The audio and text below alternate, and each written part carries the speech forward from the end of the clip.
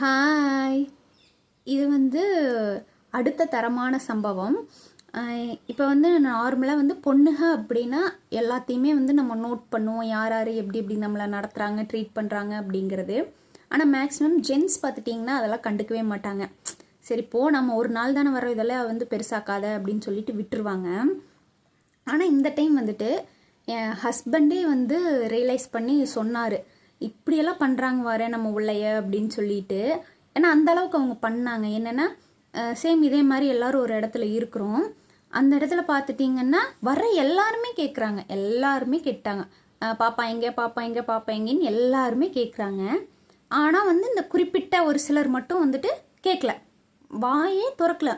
பாப்பா எங்கே, என்ன பண்ணுறா, யார்கிட்ட விட்டுட்டு வந்தீங்க, எதுவுமே கேட்கல. இப்போ காலையிலேருந்து சாயந்தரம் வரைக்கும் அந்த இடத்துல இருக்கிறோன்னா ஒரு வார்த்தை கூட கேட்கல. இதுக்கு அடுத்தவங்களது கிடையாது, நம்மளது தான். ஆனால் ஒரு வார்த்தை கூட கேட்கல. எப்படி இப்படியெல்லாம் மனசு வருது? அப்போவே என் ஹஸ்பண்ட் வந்து சொன்னார், ஒரு வார்த்தை கூட பிள்ளை கேட்கல வரேன், எப்படி இவங்கெல்லாம் இப்படி இருக்கிறாங்க அப்படின்னு சொல்லிட்டு. ஏன்னா ஜென்ரலாக வந்துட்டு ஜென்ஸ் வந்து இதெல்லாம் கண்டுக்கவே மாட்டாங்க. என்னமோ பண்ணிட்டு போங்க, இதெல்லாம் ஒரு பெரிய விஷயமா பேசாதீங்க அப்படின்னு தான் நினைப்பாங்க.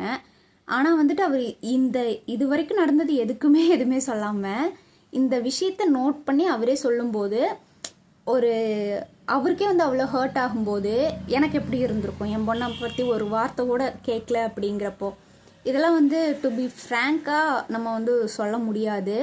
ஆனாலும் எனக்கு வந்துட்டு இதெல்லாம் ஷேர் பண்ணும் அப்படின்னு சொல்லிட்டு தோணிகிட்டே இருந்துச்சு. அதனால தான் வந்துட்டு நான் வந்துட்டு சொல்கிறேன்.